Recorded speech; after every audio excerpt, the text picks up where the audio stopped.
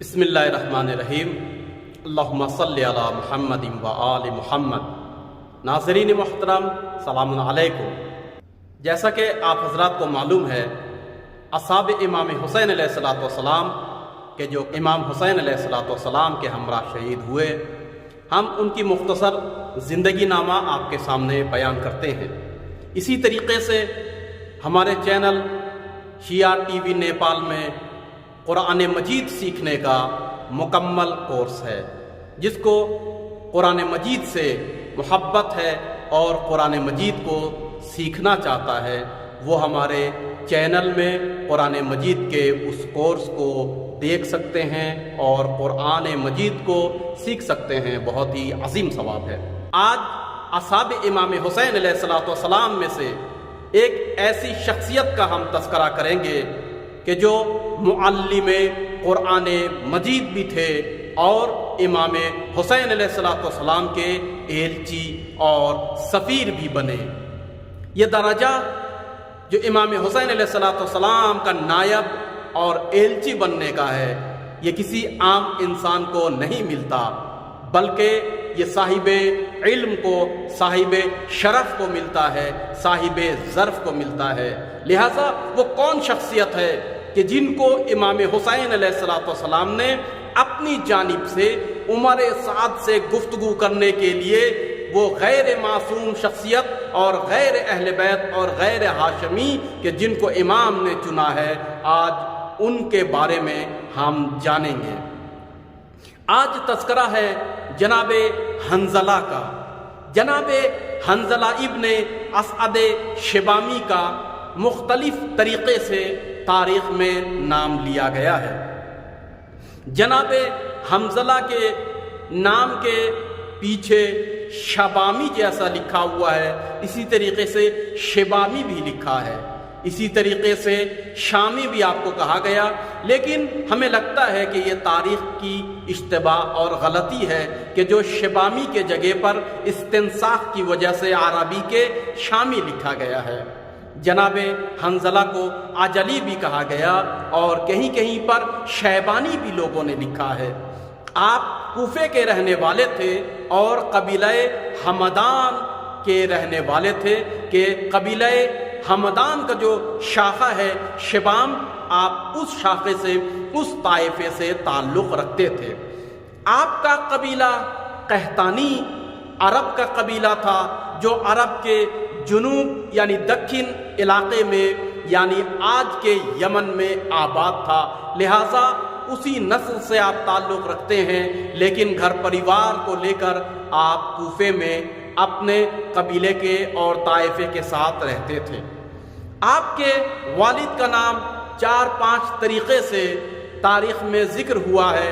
किसी ने असअद कहा है और ये सिलसिला मिलाया है असद इब्ने शिबाम इब्ने अब्दुल्ला इब्ने हाशिद इब्ने हमदान से। आपके वालिद का एक दूसरा नाम सआद भी लिखा गया और किसी ने सईद भी लिखा। और अजीब बात यह है कि किसी ने अब्दुल्ला भी लिखा और अमरू भी लिखा। जनाबे हंज़ला का एक होनहार बेटा तारीख़ में मिलता है कि जिनका नाम अली था और जिनसे तारीख़ी वाक़यात भी बहुत से मुअर्रिख़ों ने नक़ल किया है। जनाबे हंज़ला के बारे में जो गुल्लात हैं कि जिनको हम लोग नहीं मानते हैं और आम मुसलमान भी गुल्लात के नज़रिया को नहीं मानते हैं और रद्द करते हैं, उनका एक अजीब नज़रिया है कि जिस नज़रिए को कबूल करना बड़ा मुश्किल है और ये मुनहरिफ लोगों का नज़रिया है। मैं आपको बता दूं, ये गुल्लात हकीकी और शरीयत के पाबंद भी नहीं होते, बल्कि वो अपनी फ़िक्र के मुताबिक बहुत सी बातें उड़ा देते हैं। लिहाजा गुल्लात का जनाबे हंज़ला के बारे में ये मानना है कि आशूर के दिन जनाबे हंज़ला इमाम हुसैन अलैहिस्सलाम के शबीह बन गए थे और हुबहू देखने में इमाम हुसैन फ़ौज यजीदी को लग रहा था। फिर मैं आपसे बयान कर दूं, ये नज़रिया गुल्लात का है जो हम नहीं मानते हैं। और जनाब हंज़ला को امام حسین علیہ السلام کے شبیہ دکھنے کی وجہ سے عمر سعد کے لشکر نے دھوکے میں آ کر ان کو شہید کیا گیا، اور اصل جو امام حسین علیہ السلام تھے غلات کے نظریہ کے مطابق وہ آسمان میں چلے گئے، لیکن اہل بیت اطہار علیہ السلام اور محبان اہل بیت اور سچے عاشقان امام حسین اور اسی طریقے سے جو سچے دین کو اور اسلام کو مانتے ہیں اور شیعہ اثنا عشری ہیں اس نظریہ کو قطعا نہیں مانتے ہیں، بلکہ امام رضا علیہ السلام نے 8ویں امام نے اس نظریے کو شدت کے ساتھ تکذیب کیا اور اس نظریے کو جھٹلایا، اور امام رضا علیہ السلام نے فرمایا کہ اس نظریہ کا ماننے والا اس نے کفر کیا ہے اور اس نے تکفیر کی ہے اور کفر میں مبتلا ہو گیا ہے۔ بہرحال یہ نظریہ غلات کا تھا جو ہم نے آپ کے سامنے پیش کیا، جس کو ہم کبھی بھی تسلیم نہیں کرتے، بلکہ ہمارا نظریہ یہی ہے کہ امام حسین علیہ السلام منزل امتحان میں تھے اور کرب و بلا میں آپ شہید ہو گئے۔ جناب حنظلہ کی شخصیت، اوصاف حسنہ اور آپ کی فضیلت کے بارے میں یہی بہت ہے کہ آپ اس درجے پر فائز تھے کہ امام حسین علیہ السلام جیسی شخصیت جو زمین کے اوپر سب سے بافضیلت شخصیت اور جانشین نبی اور امام تھے اور خدا کے نمائندے تھے، انہوں نے جناب حنظلہ کو اپنا ایلچی اور اپنا نائب بنا کر عمر سعد کے پاس بھیجا، اور عمر سعد کو آپ نے موعظہ بھی فرمایا، مگر جو انسان ڈوب چکا ہو گمراہی میں، ضلالت میں، تاریکی میں، اس کو ہدایت کیسے مل سکتی ہے؟ وہ امام حسین کو کیسے پہچان سکتا ہے؟ کیونکہ لالچ کا اور دھوکہ اور فریب کا پردہ اس کے آنکھوں میں پڑا ہوا تھا۔ جناب حنظلہ کی دوسری خصوصیت یہ ہے اور فضیلت یہ ہے کہ آپ معلم قرآن تھے اور کوفہ میں آپ قرآن کا درس دیا کرتے تھے۔ اسی طریقے سے آپ کوفے میں مشہور شیعہ شخصیت کی حیثیت سے پہچانے جاتے تھے اور لوگ آپ سے مراجعہ کرتے تھے۔ کرب و بلا کے میدان میں آپ نے متعدد مرتبہ کوفیوں کو موعظہ فرمایا اور لشکر عمر سعد میں جو کوفے کے لوگ تھے ان کو سمجھانے کی کوشش کی اور امام حسین کی معرفت کو بیان فرمایا۔ آپ شجاع تھے، بہت ہی بہادر تھے، معلم قرآن کے ساتھ ساتھ بہترین فصیح اور بلیغ زبان میں آپ تقریر کیا کرتے تھے اور آپ ماہر سخنور تھے۔ جہاں آپ حافظ قرآن تھے، معلم قرآن تھے، وہیں پر آپ قاری قرآن بھی تھے، بہترین لب و لہجے میں قرآن کی قرات فرمایا کرتے تھے۔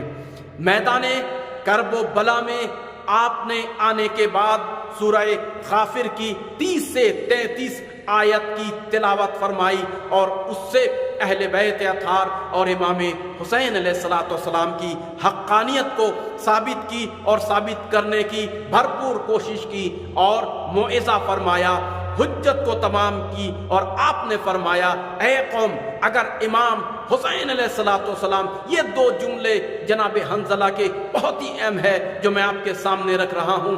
جناب حنظلہ نے فرمایا اے قوم، اگر امام حسین کو قتل کرو گے تو یاد رکھو خداوند عالم تم پر عذاب سخت نازل کرے گا اور تم گمراہ ہو جاؤ گے۔ وقد خاب من افترا، قرآن کی آیت کی تلاوت کی، اور آپ نے فرمایا جو بہت ہی قابل غور ہے، فرمایا کہ اور جو شخص امام حسین علیہ السلام کی جانب جھوٹی نسبت دے گا وہ ہمیشہ نا امید رہے گا۔